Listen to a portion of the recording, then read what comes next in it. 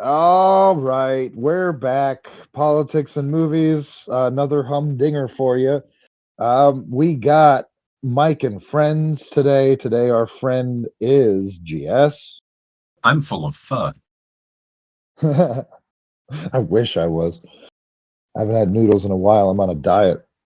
Slosh. Yeah, delicious. All right, we are talking about, of course, The Five Bloods, the 2020 American war drama film, directed, produced, and co-written by Spike Lee. Also co-written by Danny Belson, Paul DeMeo, and Kevin Wilmot. Produced by John Killick, Spike Lee, Beatrice Levin, and Lloyd Levin, and of course starring Delroy Lindo, Jonathan Majors, Clark Peters, Norm Lewis, Isaiah Whitlock Jr., Melanie Thierry, Paul Walter Hauser, Jasper Pakonen, Jean Reno, and Chadwick Boseman. And of course, this is our first Spike Lee joint.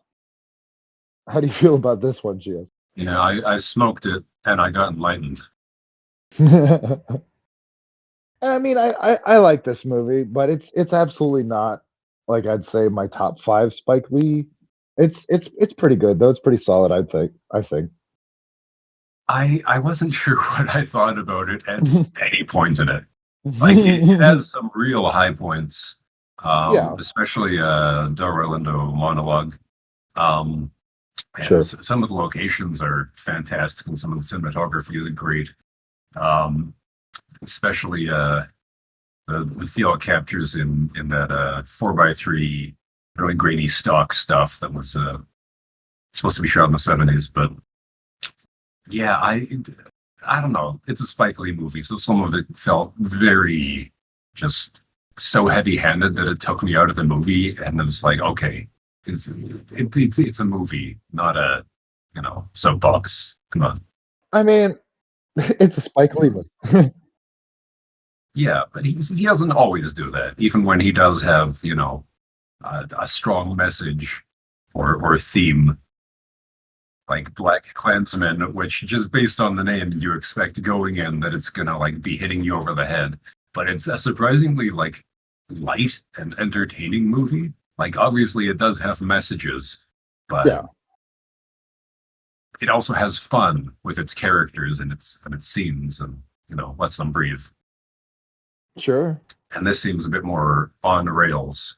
Well, I think that's a deliberate choice for this one because it's about a very fraught conflict, the Vietnam War, and the framing. I think especially the documentary framing early in the movie does a great job of setting that expectation of just like this is a very complex and very intricate concept, and like that this country has been ravaged by like almost a century of colonialism, and they're just now getting back on their feet, and like they're finally unified, but there's still some kinks, and like of course there's a lot of resentment for the American GIs and tourists in general, and we're of course going to get into that. But yeah, like I of course, like just off the bat, I like how Spike Lee, of course, highlights the irony of black soldiers fighting for a country that denied them basic civil rights at home. The film explores how the U.S. military and corporate entities exploit developing nations and minority soldiers, and it shows how the psychological scars of the Vietnam War persist, shaping modern political identities. Yeah, I remember where I was when MLK died. I was up to my balls in blood and bamboo. God damn. Yeah, not too long before the Tet Offensive. But it's like as a movie rather than as a platform for a message. Um, I don't know. It felt weirdly inconsistent. Like sometimes it reminded me almost of things as broad ranging as Herzog or Saulnier, but at other times it did feel more like a Michael Moore effort or something like that. That's just very, very spoon feeding you a documentary. I'm not phrasing this well at all. Well, I mean, it's like we said about Casablanca. To an extent, it is propaganda and a call to action. Like especially the final 15 minutes about the Black Lives Matter movement and the $2 million gold donation to the organization. But yeah, like it's not just a war movie, but a direct commentary on the continuity of black struggle from the Vietnam era to today's anti-racism protests. Yeah, I'm just glad they were able to wrest all that gold away from the Vietnamese people. Hey, they got their cut. But yeah, like he does do. Spike Lee does do the documentary narrative blend in a few of his movies, including parts of Black Klansman, especially the KKK scenes, some of the protest scenes. You know that he intersperses real footage into both of those, including the actual uh, footage from fucking God the D.W. Griffith racist shitpost that reinvigorated the KKK. Birth of a Nation. Birth of a Nation. And then the follow up Hissy Fit Intolerance. I would say it's justified here, but your mileage clearly varies. Yeah, I just found it hard to figure out what was going on, like what sort of movie it was, like what tone it was going for. Well, I guess personally, I I feel think sorry for the editor because this has got to have been a nightmare to plan out. Well, I mean, I think personally, it's basically framed as like historical fiction in a way, because yeah, like you have the real world concepts and consequences, but then you also have these fictitious characters that are protagonists, the focus of the movie. But yeah, like they reference real shit. Yeah, it's an issue I often have where I can't tell how elevated versus grounded or even literal the movie is trying to be. And in this case, where there is so much archival footage and stuff Yeah. Mixed in with normal movie, it's I don't know. I found that kind of confusing. Well, I think for the most part, a good rule of thumb is if he cuts away to show you a photo of the person, it's a real person they're talking about. But for the most part, like it's if they talk Except for about Chadwick Boseman. yeah, he's not a real person. Storm and Norman, rip. Yeah, rest in power. Yeah, rest in power. Oh, rest in power, Milton Olive.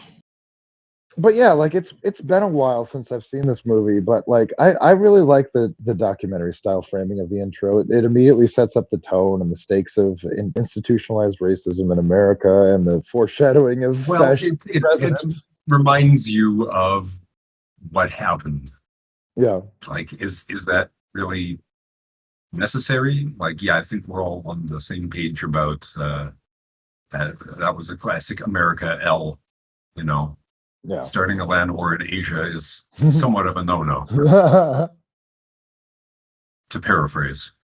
So I don't know that the documentary stuff added so much. Like, you can remind us of the events that happened through, the exposition in the actual film scenes that you have in the movie anyway. Seems like just a desperation for legitimacy to an extent. I just don't think it was just a reminder for people in the know. I think it was also an introduction for people who might not know. Like this came out in 2020. It didn't come out in 1987. So I think it's totally fair to tread on some of the, especially the, the Kent State shooting. Like yeah, a lot of people who were around at the time know about that, but I wouldn't say that like a like a lot of Zoomers probably know about that. Some sure. Can this movie constitute a crash course in the American engagement in Vietnam? Does this teach you all the relevant history that you need to know about 1969? Oh, Whitey's on the moon. I guess you could do worse. Yeah, yeah. I think it's a nice little package. Yeah. And if we make a comparison to, say, Apocalypse Now, which the film, calls us to at a few points, when they have the dance party that is Apocalypse Now themed, I guess, for some reason. Well, I don't know what was up with that. There's a couple of reasons for that, and I think it's interesting. It's a nice little framing because, for on the surface level, of course, it's a send up of how Vietnam is treated in Hollywood. Like it's grave, it's somber. But here we got this dance sequence with the Apocalypse Now banner in the background, and they're all dancing to fucking Marvin Gaye. Gotta get it up. Which is another layer of that scene. Marvin Gaye was, of course, also known for his big hit, What's Going On, which is, explicitly an anti-Vietnam song. Yeah, it's great, isn't it, that even Vietnam is trying to steal the black man's music. Is this cultural appropriation? No, they just appreciate good music like we do. No, it's like we learned in Sinners. You can't steal things from black culture. It's evil. It's Satan's work. I don't think that's the lesson of Sinners, but all right. But so stepping back from that scene, I like, when the Bloods first get together in the hotel lobby, I like them immediately, like showing just like casual, like cultural solidarity with the, black handshake and joking about the weather and vibing, like it sets the stakes that, like these are just like some buddies getting back together, and we don't know the stakes yet, and we don't know why they're there. But specifically about that scene, I think like the DAP as resistance is interesting. Like originating specifically among black GIs during the Vietnam War. It was a literal symbol of cultural solidarity and a silent a pact of mutual protection.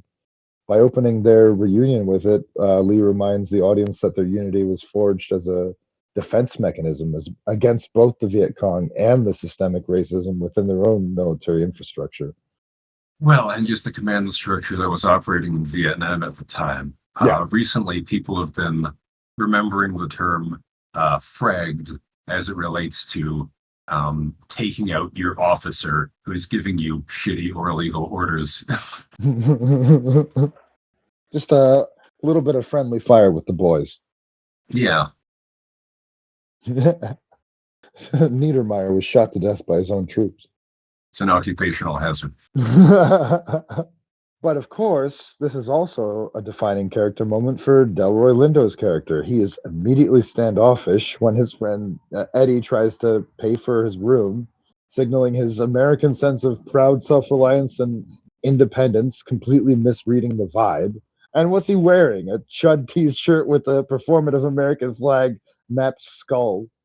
And an interesting meta layer to this even is that Delroy Lindo in real life is not a blind patriot. He's fully aware of institutionalized racism. He was, of course, infamously arrested shirtless in his own house for being black in bougie white Brentwood.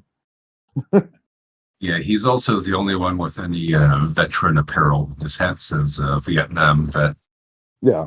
And to an extent, these characters are a bit tropey or a bit stock, and they're just different lenses that we can, see the dynamics of, being a military veteran, different socioeconomic statuses, different fortunes, different experiences that Yeah, Black people can have in America.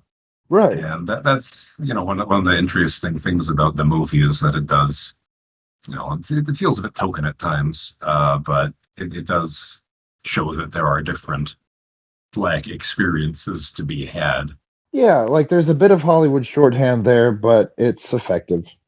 Yeah, it is, and it doesn't stop these characters from feeling like actual people. Although the performances were another thing that confused me throughout, because there are some scenes that are really fantastically naturalistic acting that I loved, and then there are other scenes that feel bizarre and artificial and stilted, and it almost reminded me of um, a Lynch movie because of the that mixed quality in the performances. It Okay. kept me off balance, and I was never really sure, you know, who I Well, was looking at. I would say that's a stylistic choice. And I would also say that because Spike Lee is such a stylized director, there are a lot of like glaring mistakes that I'm there. Well, there's a handful that I'm going to get into in a bit, but like like that's not his strength. He doesn't like have. He's good at research when it comes to the social side of it. But like in terms of like the logistics and the military stuff, he is completely lost, and that's okay. We'll get into it a little bit. Well, I read that as intentional, like during the military engagement scenes. I Yeah. thought it was sort of a subtle parody, sort of like a Starship Troopers thing, especially considering the score that's happening, right? Yeah. It's like stock bombastic Yeah. army action, brave heroes crap. Yeah. Yeah. Very, very Platoon, which is probably very intentional. Yeah. Yeah, I thought that was pretty funny. How Storm and Norman's just blasting gooks with the M79. God bless. Yeah, well, I'll get into why that's interesting in a minute. But like briefly going back to Marvin Gaye, like with what's going on, the entire album was directly inspired by letters Marvin received from his younger brother Frankie Gaye, who spent three nightmarish years fighting in Vietnam. Like Frankie described the horrific destruction abroad and the absolute betrayal of returning home to a broken America. um, Marvin projected his brother's literal soul into that music. So, also, when the Bloods dance in that club, they are celebrating the voice of a man who spent his career translating their specific localized trauma into high art. So that's an interesting layer too, I think. I think it's just dance music. It's got a good beat, works in a club setting. I don't think it's that deep. Hey, readings are allowed on this podcast. That's certainly a reading. But then I think it's funny when they sit down and they're chilling and I believe it's Otis that refers to Paul as the grinning ass Negro from Trump's campaign speech in Florida right before the 2016 election. President Bone Spurs is so good. It makes perfect sense coming from Vietnam vets. They served their country. They had no choice. Trump just bullshitted his way out of there like he bullshits his way out of everything. Yeah, Paul's son says, on behalf of Black Americans, we're the only group who didn't vote for him. And I don't know if that's true. Oh, And well, that's a the lot of problem them with certainly identity did. politics. We Yeah, have right here in our small cast one guy who did vote for him. yeah. So bit of an oversimplification. Well, no, I think it's fair in alluding to that because I think Spike Lee isn't saying that it's an isolated case. I think he is saying that Paul, of course, specifically represents that group of Black Americans that did drink the Kool-Aid and fall in with Trump, despite him not at all being having giving a shit about their interests at all. It's like, it's just another case of, like misguided nationalism that, like, okay, I support my country, like, but like, what is my country doing for me at this point? Yeah, well, you know what JFK would say about that. Yeah, what happened to JFK? He got fucking assassinated by Alan Dulles. So, I mean, the military industrial Yeah, complex got him. Could get any of us. yeah. Well, you know what Ho Chi Minh would say about that. What happened to leaders that you would want to name a city after? Yeah, now they just get aircraft carriers. Well, it's been a thing for a while. We no longer have Stalingrad or Leningrad. No, well, that was a bit of a fad. Yeah. Imagine like Brezhnev. Brezhnev.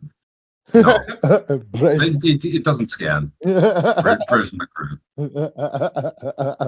Sounds like you're mumbling drunkenly, which I guess would be on brand. So, no, fair enough. Gorbachev grad. Yeah, I'm Gorbachev. I almost feel like the movie is about Paul, like about how you can break a man and what would make someone you know act against their own interests at every possible turn. Yeah. And it's partly the intrinsic trauma of being a war fighter, which you just can't really avoid. It's Yeah. an occupational hazard, but also being responsible for killing not just a man, but what he thought of as a great man. Yeah. So the movie's credit, no one ever says he was the best of us.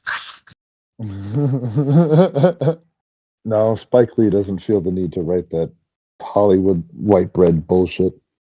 This is the guy that did Bamboozled.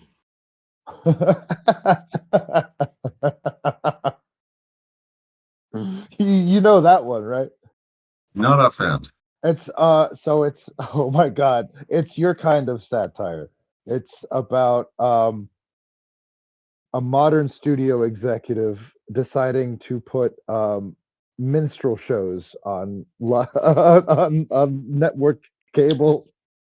This rings a bell. Yeah. Well, how does that turn out? How do you think? It's a satire.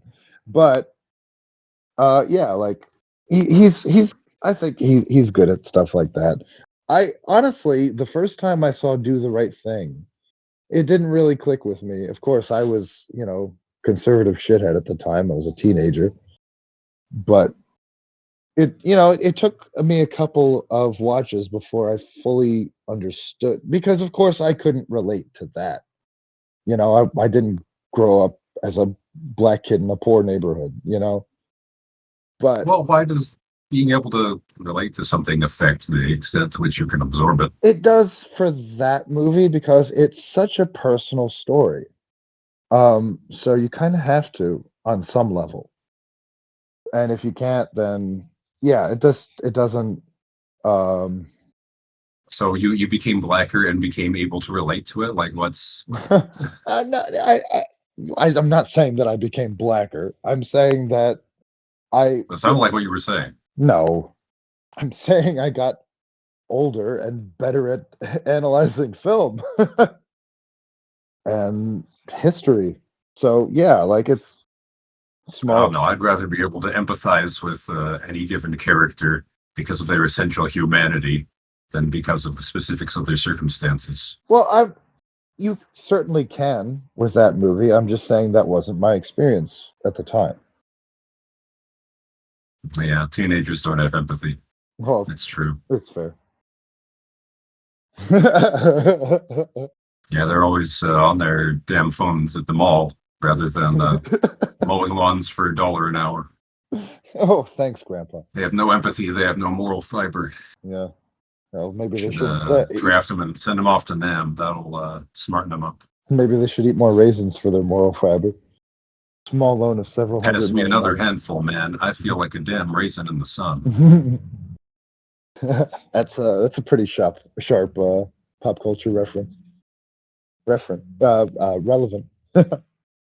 Yeah, well, it was either that or the California raisins, and you know, Yeah. took my shot.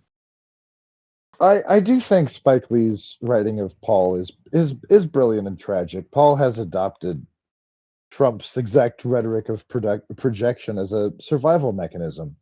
Paul feels abandoned by America, broken by PTSD. Instead of blaming the system that chewed him up, he adopts the language of his political idol. He calls others weak and brags about his own self-reliance. Paul is projecting strength because he is terrified of his own brokenness. He is the victim of the ultimate con, worshiping a man who weaponized the concept of winning while looking down on the actual bloody, messy sacrifice that soldiers like the Bloods made, making fun of John McCain for being captured and tortured. Fucking asshole. We don't have to get into it, but I thought I'd bring it up. I mean, do you not prefer soldiers who don't get captured? He was captured and tortured for multiple years, and he never, like gave up any information or anything. And then he got out, and like I would say he's a war hero for that. And I don't say that term lightly.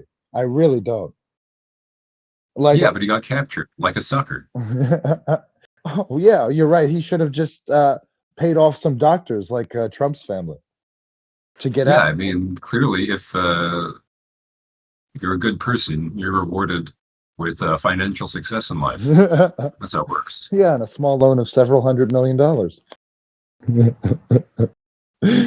Of course, then Paul hits them with the fake news. Oh my God, the biggest load of deflective bullshit of all. And yes, I'm still talking about Trump. Motherfucker, the media was absolutely infatuated with you, especially in the beginning. No one ever mocked you for wearing a goddamn tan suit. He got $2 billion of free coverage just because of his novelty. I'm like, ooh, what's this asshole gonna say next? We gotta capture it on film. Well, mainstream media hasn't had any responsibility to anything but sensationalism in a long time. Yeah. Totally fair. So you can't really expect it to do anything other than what it has been, doing for some time, what it is arguably at this point designed to do. Thanks, Mr. Murdoch. Oh, God. Rest in piss. Good day, I'm the biggest monster who ever lived. I'm trying to think of stuff to say my brain's quiet. Oh, you're fine. I've still got plenty. I forgot where I mentioned Kissinger, so you could lead in with the Kissinger fuck me joke. But okay, so on the scene that I'm still on, there's a subtle nod to Paul's xenophobia against the Vietnamese when Vin is introduced. He obviously looks at him with skepticism. And, of course, Delroy Lindo is a fantastic actor, so he nails it. But, by showing Paul harbor deep-seated prejudice against the Vietnamese people, Lee highlights how systemic white supremacy effectively trains marginalized groups to oppress one another. Paul cannot direct his anger at the American government that drafted him, broke him, and abandoned him. Instead, he displaces that rage onto the local population, treating Vin, their fun, nice guy, tour guide, and fellow human being with suspicion and hostility. Well, he's back in Vietnam. He's on alert. Yeah. He left his soul in this place. Right. And then, of course, that's highlighted by the very next scene. But I think Vin's introduction is masterfully written because he doesn't react with anger. He responds with a professional, quiet dignity that immediately exposes Paul's behavior as small and outdated. Yeah, he's a professional, and more than likely he's seen this shit before because he is, his line of work is as a tour guide to returning GIs. Right. He's definitely. Now, why are there enough GIs returning to Vietnam that people can, work as tour guides specifically for that clientele? Why would they go back to the jungle on purpose? You'd think they had nothing but bad memories there. I can't imagine it would be especially therapeutic, but maybe I'm wrong about that. I guess it depends. I'm not sure. Yeah, like obviously, like fucking boomers. Who knows? Let's go on a riverboat ride. Hey, you remember over there? That's where we shot up a bunch of rice farmers. Good times, good times. Oh, that's where we watched Agent Orange get dropped on children. Exciting. Yes, it bellowed so majestically from the plains. Yeah. God. Very cinematic. Yeah, but then, like Paul freaks out when there's the two men staring at them, and then, Vin reveals that they're his family and educates the vets on the Vietnamese side of the war. The families pitted against each other. Yeah, I felt like that. The movie might have benefited from more discussion about the divide within Vietnam at the time and about the Vietnamese politics. But Yeah. I suppose that's not really the focus of the movie. The focus is on the poor traumatized American soldiers. Well, it's about both things, right? It is about the American side, but there's also an aspect of the Vietnamese side we usually don't get. Well, it seems like there is, and then it's just co-opted by Jean Reno being the Bond villain with his Luger. Well, I think that was a nice touch because, originally Vietnam was a French colony. In fact, that's how we ended up in the fucking war because fucking Eisenhower stepped in to support the French occupation. And then, JFK, came in and he, like, I was like, okay, we sent some soldiers in, but then he tried to de-escalate. Then he got fucking No, shot. I didn't try that hard. Well, who knows for sure? He didn't serve all that long, but supposedly he was trying to pull us out. But then LBJ stepped in and escalated with McNamara, and then our real monsters of the story came, Nixon and Kissinger. I like the movies. There's only a couple of references to Nixon, but I like the posters. Movie doesn't mention Kissinger though, which is weird. That is kind of an odd choice because yeah, he was directly involved in the bombing of the neutral countries, Cambodia and Laos, which of course immediately led to the power vacuum in Cambodia that led to the rise of Pol Pot. Fuck you, Kissinger. Yeah, I think Anthony Bourdain said it best. Oh, say it for the podcast. Once you've been to Cambodia, you'll never stop wanting to beat Henry Kissinger to death with your bare hands. Yeah, that's right.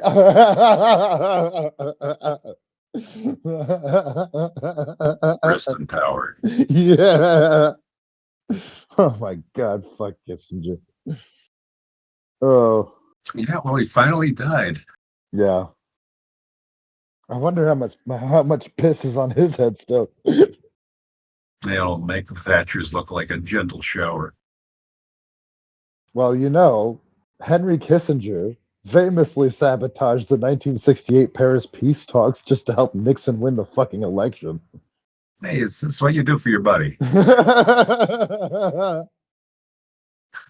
And Nixon won, and then in the back rooms they dapped, as men do. Well, it was interesting because the media at the time portrayed all the setbacks prior to the Tet Offensive as minor and recoverable. After the Tet Offensive, the curtain started to fall away, and growing more desperate, Nixon and Kissinger started with the napalm, Agent Orange, and like the bombings of not just Vietnam but sovereign Cambodia and Laos, as I said earlier. No, they couldn't nuke it from orbit to be safe yet, so they did what they could. Oh, they couldn't use nukes. That would destroy the crops, unlike Agent Orange. Napalm. Poison people for generations. Vietnamese and American vets. Yeah, think about all the poor French colonials still stuck there. Nah, they fucked off. Not all of them. We get one frog in the movie. Yeah. But that's Jean Reno. He just shows up places. Like in Mission Impossible. No, I meant the girl. Oh. Okay, two frogs. Ribbit. Two, ribbit. Ah, ah, ah. Yeah, their little group and their interaction with the Bloods, it was really the stuff that felt more like a normal movie. Yeah.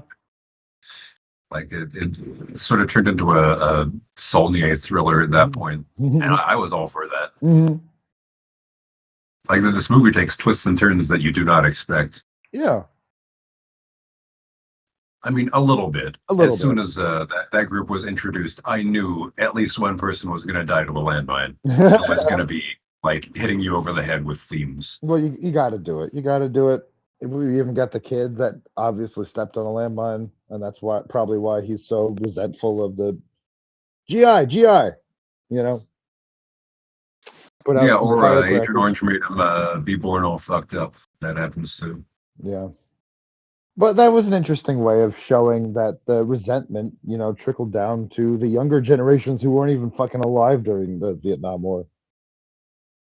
Yes, the sins of the fathers is a theme throughout the movie. Yeah, yeah, You have Paul's entire relationship with his son. yeah. It's Yeah, Paul's just a big bitch. he kind of is. Father of the year.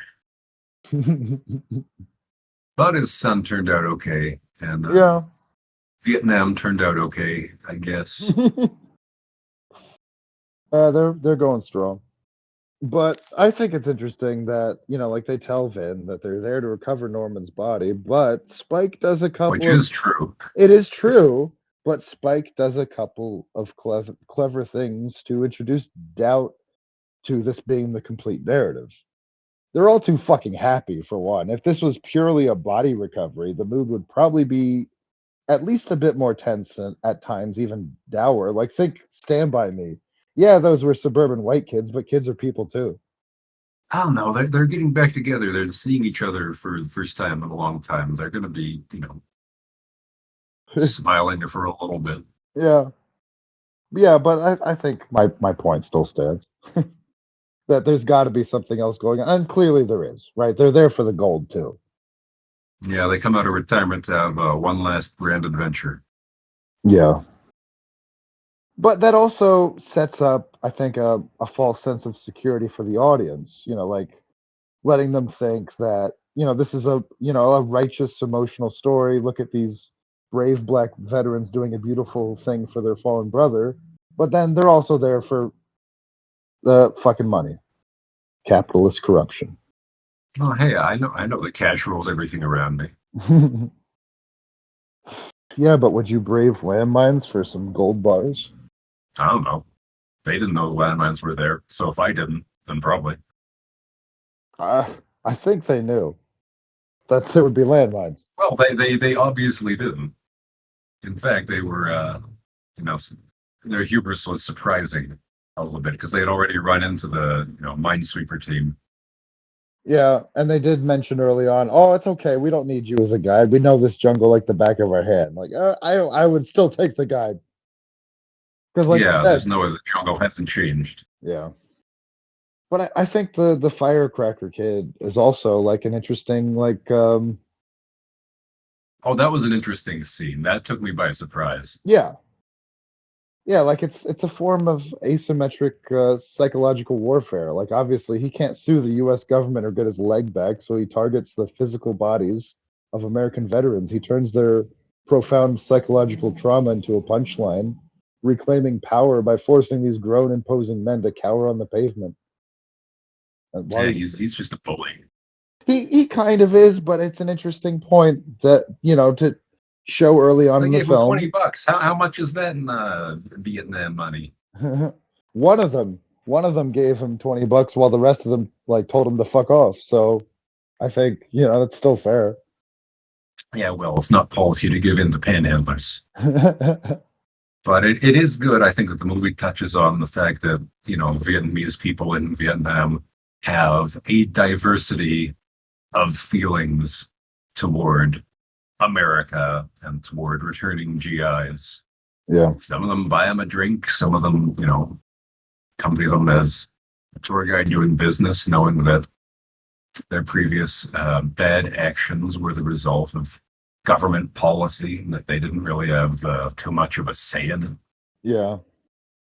And Yeah. they come now as tourists with tourist money to Right. bolster the economy. Yeah.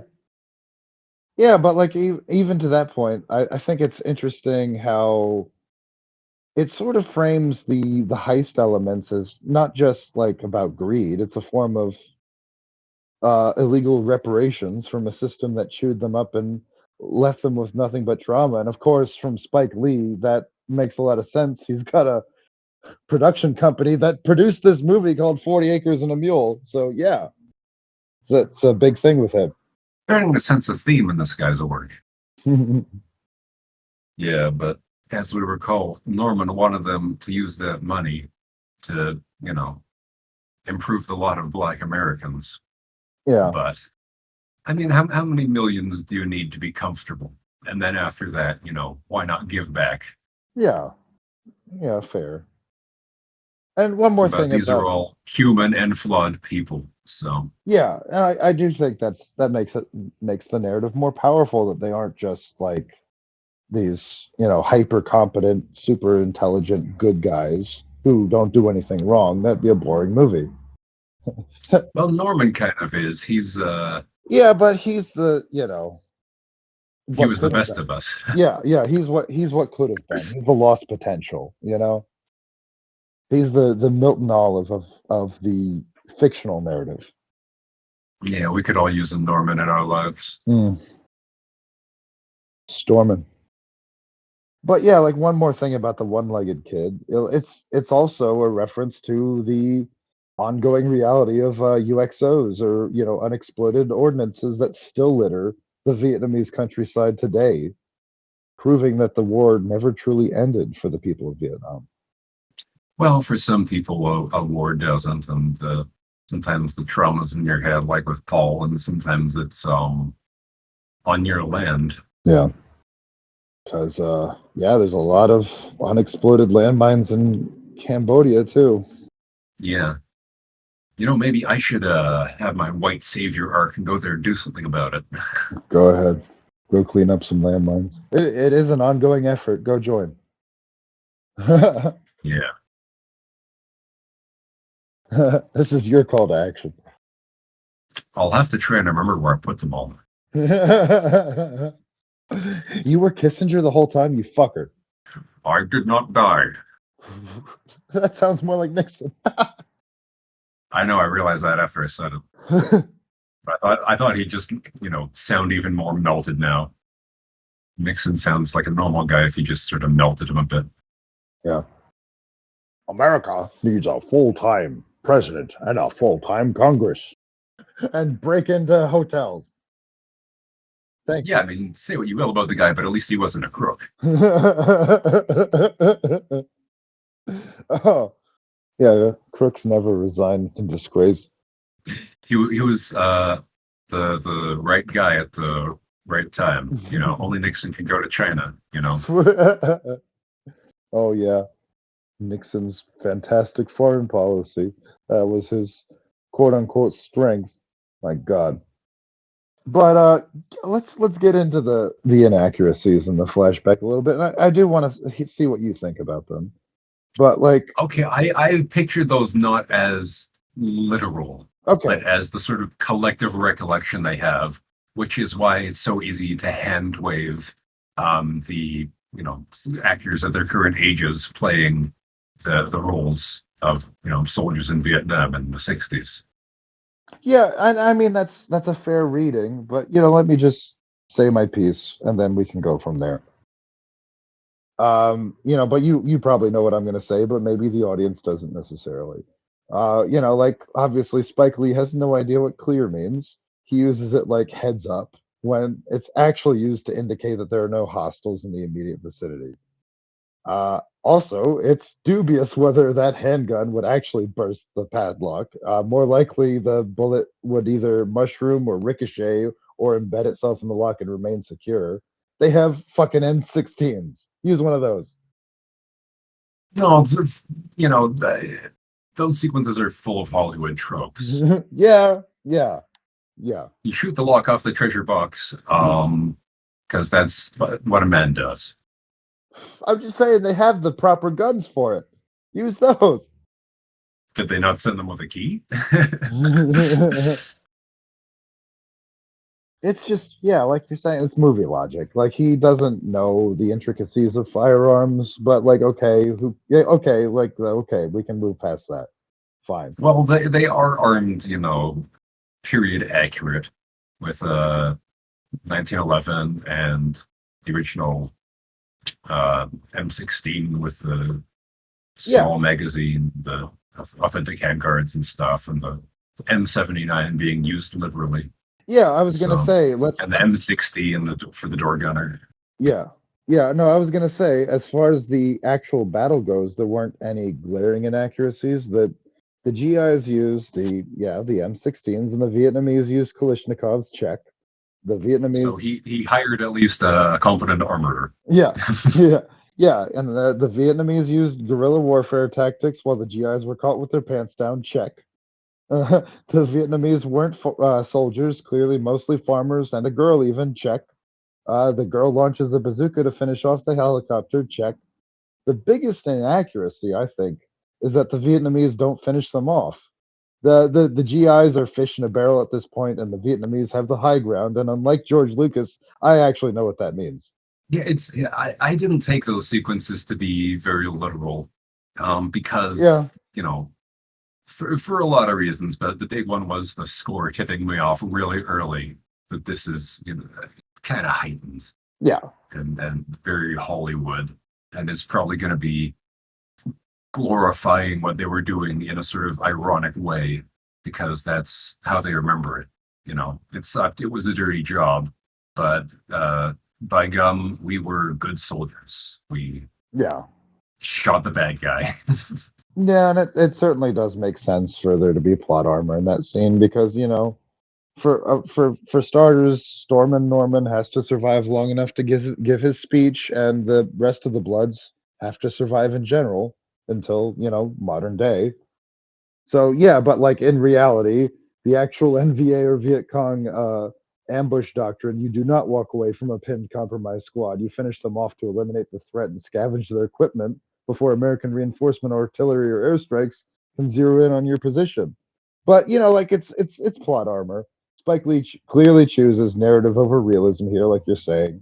Yeah, so it makes sense from a stylistic point of view. It makes sense. I'm not like gonna harp on that or cry about plot holes or whatever. Like fuck off. Yeah, The chopper just hovering there and they're exchanging gunfire with the guys below. That felt a little goofy. yeah. Well, that's all I'm saying. Like it's not super realistic, but it doesn't have to be.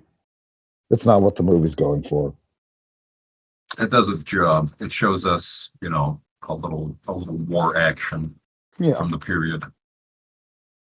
yeah. It's for the dads in the audience. It is a little snippet.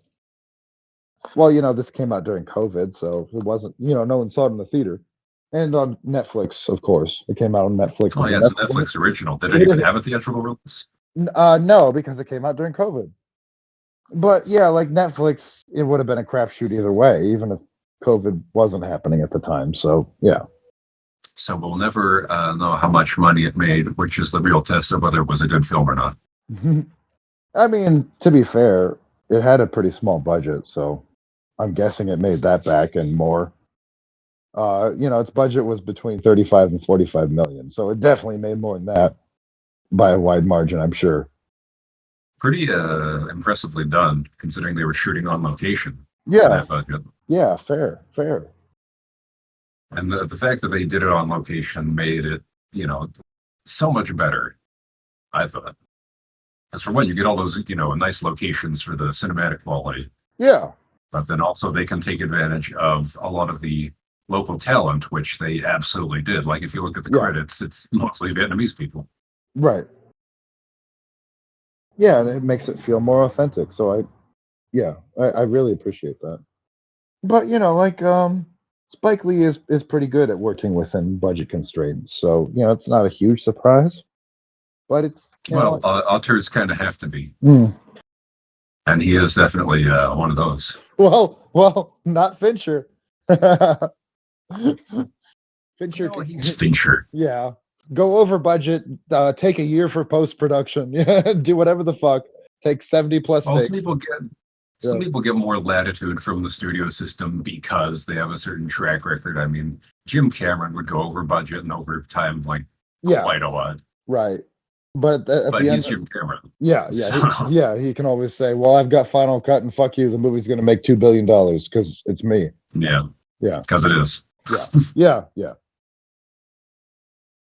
Even if it's not a very good movie.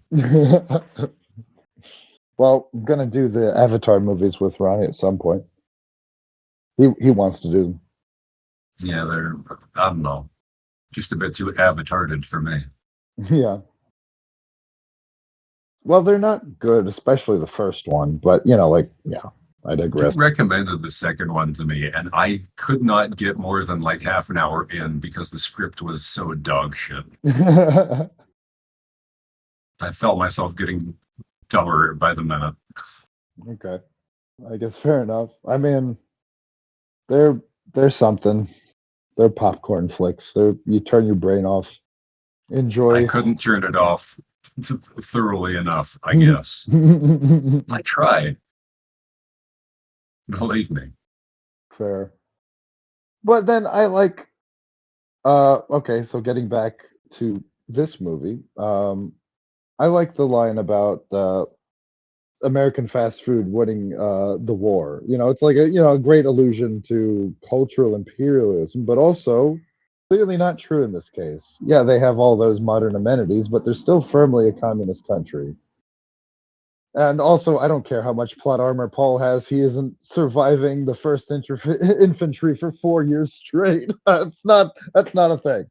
No, I'm sorry, no. Trying to think of a joke based on Big Dead 1, but it's not coming. Uh-huh.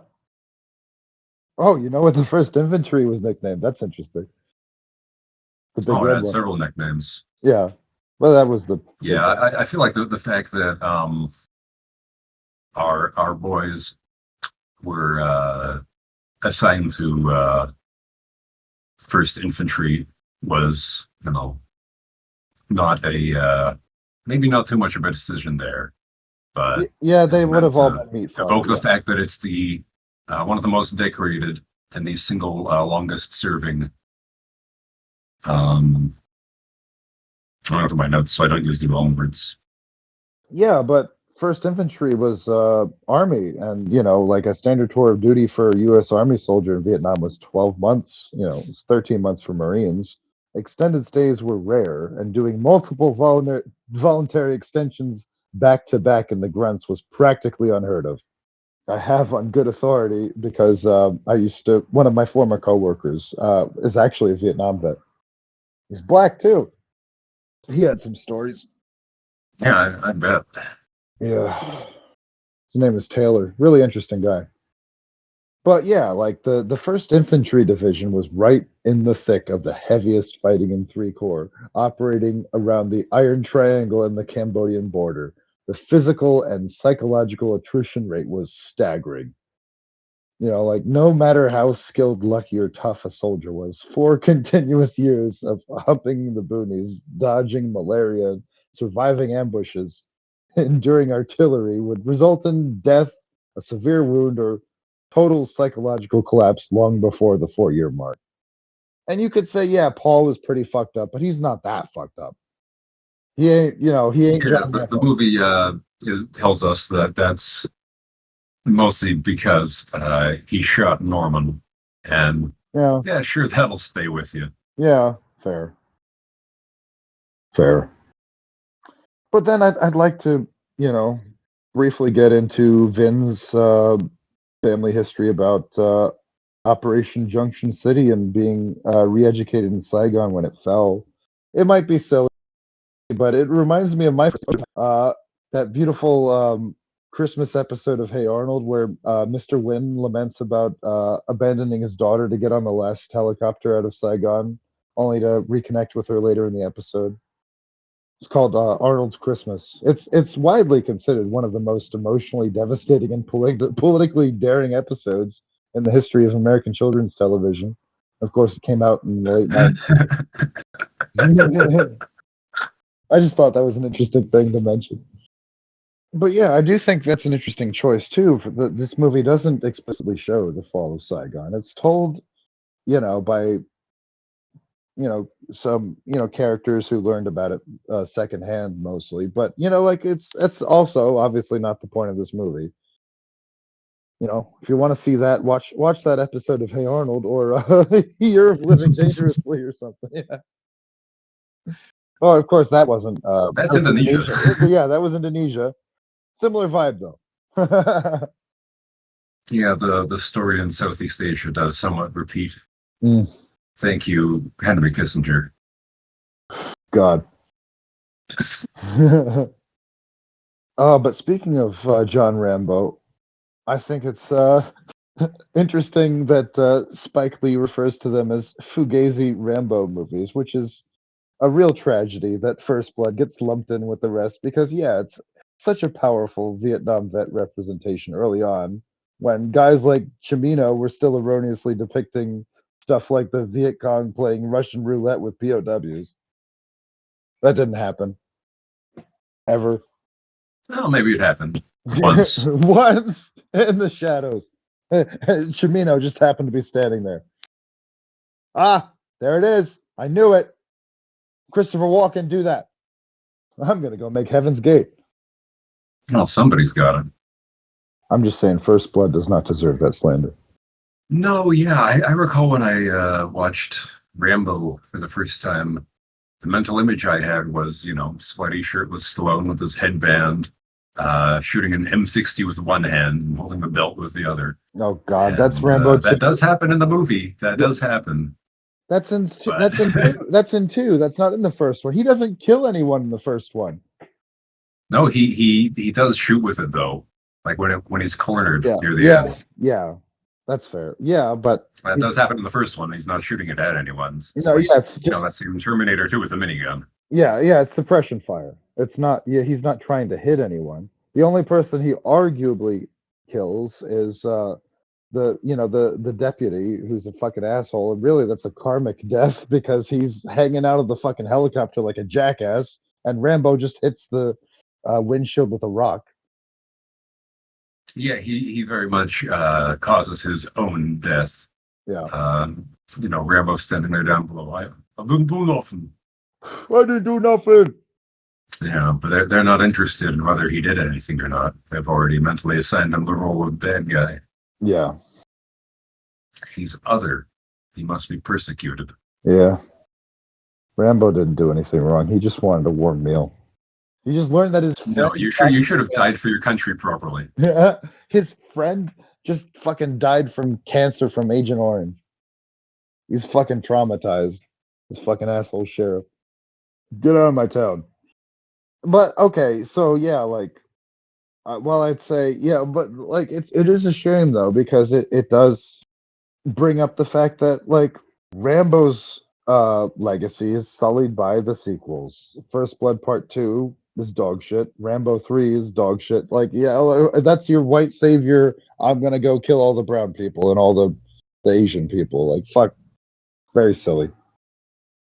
Weaponized G.I. Joe fantasy could single-handedly rewrite American foreign policy defeats. It's like the satirical scene from Watchmen, where fucking Dr. Manhattan just goes down and fucking blows up all the farmers and wins Vietnam single-handedly. But in that case, it's a joke. In this case, it's not. It's Reagan era horseshit. America's got to do what America's got to do. It's a dirty job. Yeah. And I'm totally on board with him shitting on those stupid Chuck Norris missing in action movies. Those sucked ass. Well, it's entertainment. It's propaganda. Yeah. Yeah. That's the thing. Jingoism is the #1 cultural export. Also, I think another interesting angle that ties into the themes of the movie is that they, mention Aretha Franklin's RESPECT because it was originally an Otis Redding song about him not catching his wife cheating on him when he got home from touring. And Aretha's version was a reclamation and reframing, like Cyndi Lauper's cover of "Girls Just Want to Have Fun," or this film's own reframing of the Vietnam War. Because yeah, like the original Otis Redding version of "Respect" is, like a traditional patriarchal plea. It's a man coming home from the grind, demanding deference from his woman, essentially saying, "Hey, I bring home the money, so I'm gonna look the other way if you're cheating on me, and if I catch it, then that's a major sign of disrespect." But like, Well, isn't it? I mean, you don't enter into an exclusive relationship and then, uh, say, to heck with monogamy, I'm bored. well, that's not what I'm saying. I'm saying that I think it's interesting that then. Is a man not entitled to a little respect? He brings home the bread. He works hard all day. He breaks his back in the salt mines.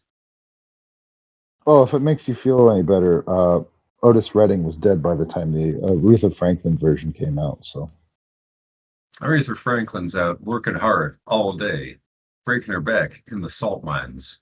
When she comes home, is she not entitled to a hot meal?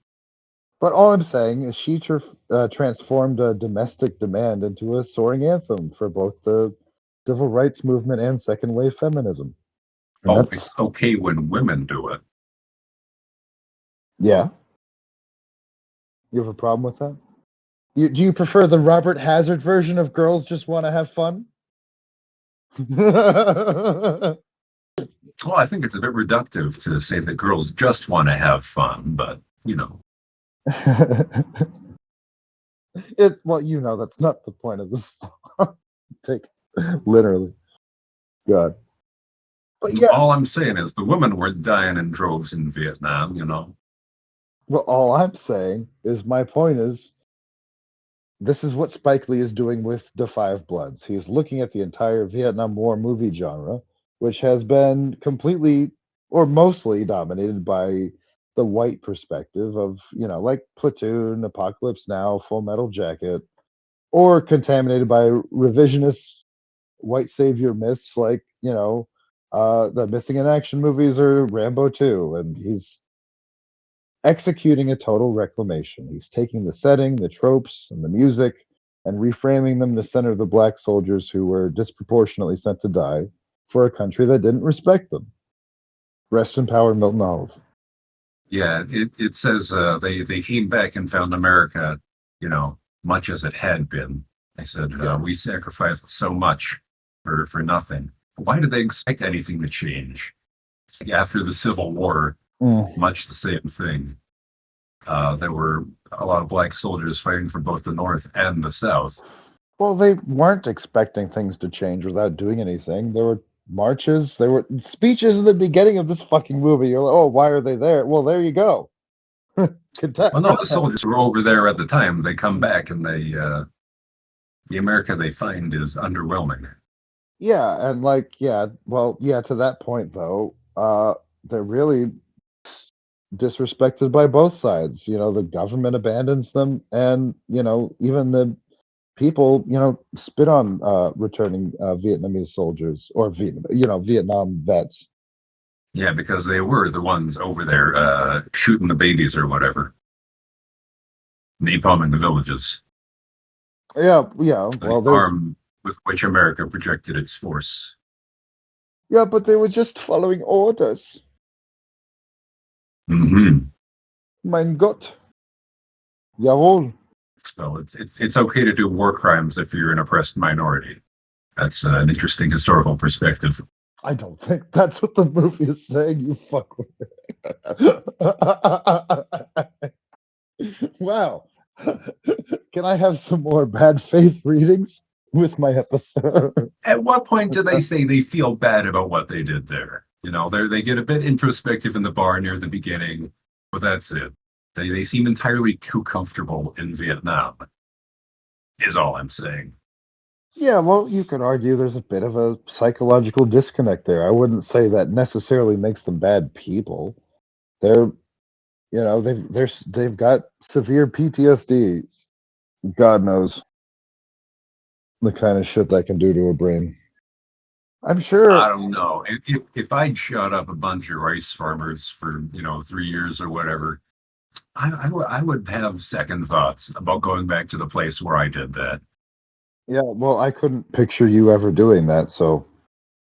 Like, you'd think I'd be some sort of pacifist pussy waving signs around. Yeah, you'd be Andrew Garfield in Hacksaw Ridge. No, No, I go where they tell me to, and I shoot who they point me at, no, I and I think don't think too much about it. It's the what only way to keep your sanity. no, what I'm saying is I think you'd probably be more like a medic or a pilot or something. Technician. No, I don't have the qualifications for any of that. I'd be a grunt. Hmm. My great uncle Mike was a helicopter pilot in Vietnam. He And he had a great time. well he flew the medic chopper. He saw some shit, of course. Yeah, it comes part of the Vietnam package. Yeah. You go there, you see some shit. And that's your problem, not veteran affairs. I was sort of surprised this movie didn't have more critique of, you know, What? America's reception to its returning combatants.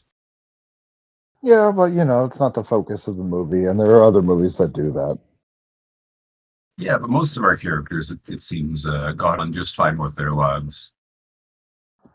Arguably, but we don't see the intricacies of their lives, and it's again not the focus of the movie. But we get shades of disillusionment and resentment, and like it's really painted as shorthand, and that is interesting for a movie this long. But I think I don't Yeah, know. Paul is the one who takes up all the emotional real estate, which I Yeah, suppose is realistic. yeah, manic fuck, yeah. But I like the scene where Otis visits Tien to work out the gold conversion logistics, and she casually introduces him to her daughter, and of course he immediately knows, okay, this is my daughter, because she's half black, and he makes the assumption and she confirms it. Do you think she actually was his daughter, or do you think, I think so. I think so. I don't think she's lying about that. Like she yeah, clearly the movie doesn't ask us to question that. no, and she clearly resents But the as fuck Paul out. points out, Yeah. she was a hoe. Yeah, the only time Paul sides with the Vietnamese people, because that's what they say about her, and that her daughter's a cockroach. And where did they pick up that Yeah. language from? American GIs. Although I think it's been pretty well established that the fact that white GIs were exposed in such close quarters with the stakes in the environment, whatever, with a disproportionate number of black people, did mean that returning to America, a lot of them were less racist because they had a chance to meet and rely on black people. And that is, a large part of discriminating against people that you don't really know. Once you have a chance to actually meet them, you see, oh, that's just a guy. Yeah, sometimes. Sometimes exposure is all it takes. Sometimes not. Really depends. But this was a real phenomenon. They were called the Children of the Dust. During the war, it is estimated that tens of thousands of Amerasian children were born to American GIs and Chinese and Vietnamese women. When the U.S. military pulled out in '73 and Saigon fell in '75, these children were left behind for the most part. Uh, the Vietnamese society heavily stigmatized these children as living reminders of the enemy invaders. So there was a bit of racism and resentment.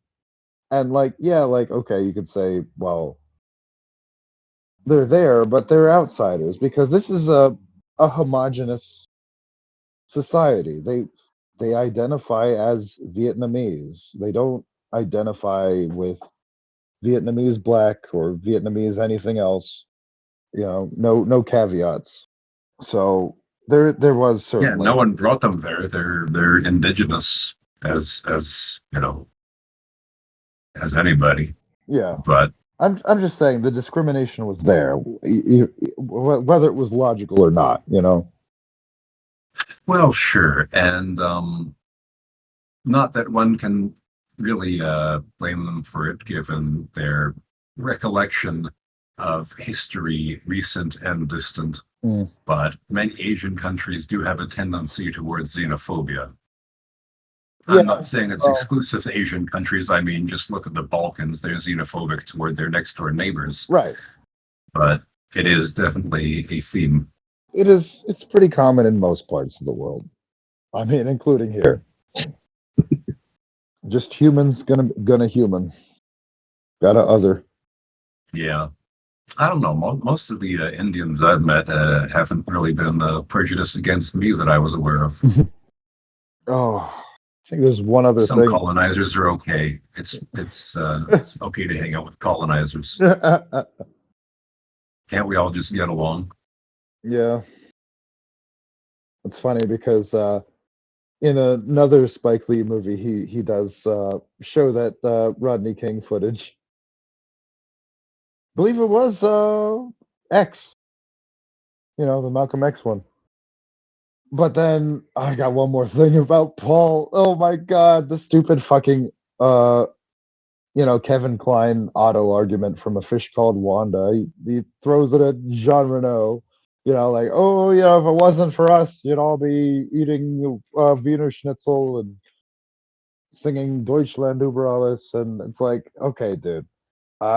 He completely discounts the combined Allied efforts, including the UK and the Soviet Union, who took the brunt of these attacks while Americans took their time making up their minds and getting into position and jerking Well, my off. issue is that this is, one of the many, many, many, many, many problems with identity politics. Mm. He feels so confident in taking credit for something he did not do just because he happened to be born in a certain place. Yeah. I mean, that's a problem with nationalism and, in general. Having pride for your country, okay, but like, yeah, you didn't do that shit. In a way, it's kind of like stolen valor. Yeah, he says his father did, but maybe his father returned from the war all fucked up, and that contributed to why he is the way he is. Total possibility, yeah. I think a big theme in the movie that it doesn't explicitly address is generational trauma. On the Vietnamese side, it certainly does. Well, and Paul with his son. Yeah. Yeah, but of course also Otis's daughter Michonne and the one-legged kid. Yeah, definitely. Yeah. Sins of the fathers, as I mentioned earlier. Yep. What do you think about Jean Reno's character wearing a white colonial suit and straw hat? I didn't recognize him at first. He was doing his best Trump impression, in a very Christian Bale sort of way. Kinda, sure. I can see it. Very silly. I wasn't sure if the movie was going for that until he was wearing the hat at the end. So I mean, how do you feel about? I mean, if you're somewhere warm and humid, that's just comfortable attire. So I can't blame him for that. Okay. Well, it's obviously a representation of like the French occupation of Vietnam, but like, sure, white clothes in a tropical climate makes sense too. And a nice comfy hat. Yeah. So I mean, that's all I got. Do you have anything else? Yeah, I feel like there's something more with the what's the little band of white saviors called? What's their organization? I don't remember. Love Against something or other. Bombs and Mines. Lamb. That's it. Lamb. Yeah. Yeah, Hetty and Simon donate their shares to Lamb in Seppo's name. And Norman's remain Yeah, back home. is that name, one is tempted to make the Christian allegory. Jesus was the first white savior, if you think about it.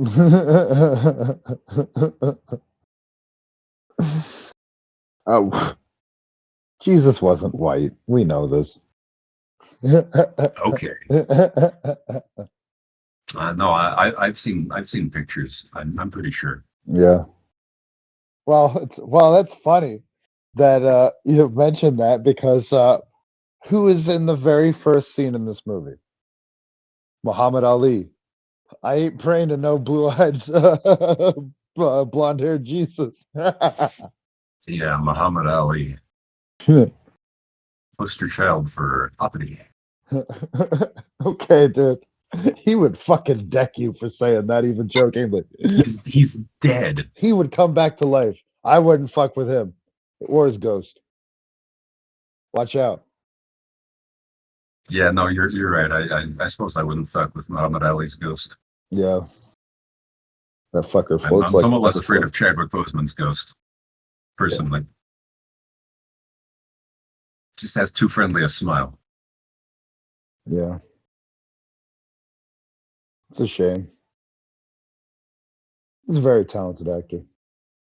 And a playwright. He wrote plays. All right. Oh, good for him. Yeah. But he also did Marvel movies, so that sort of, Hey, go where the money is. counterbalances that a little bit. Hey, go where the money is. I think those are, I think Black Panther is better than some of the cheesy biopics he did. Well, I haven't seen those, but I don't think that's saying Fair. too much necessarily. That's fair. All right. Any more thoughts before we wrap up? All right. We've been talking. Me love you long time. Yeah. Gotta get that Sucky. Gotta get that 2 Live Crew reference in there. Very topical. Oh God. Yeah. So we've been talking about Da 5 Bloods, the 2020 American war drama film, directed, produced, and co-written by Spike Lee, starring Delroy Lindo, Jonathan Majors, Clark Peters, Johnny Trey Nguyen, yeah, Norm Lewis, Isaiah Whitlock Jr., Melanie Thierry, Paul Walter Hazard, Jasper Pakonen, Jean Reno, and Chadwick Boseman. And this was the last film that came out during his lifetime that he did. He did film Ma Rainey's Black Bottom was technically the last movie that he was filmed in. Yeah, because for Black Panther Wakanda Forever, they just used archival footage. I don't think that counts. No, it doesn't. Yeah. So Ma Rainey's Black Bottom, fun movie about blues. I prefer a blue movie about fun. All right. R.I.P. Stormin' Norman. Yeah. Go send your life savings to Black Lives Matter. Do it now. Watch out for the landmines. Stay woke.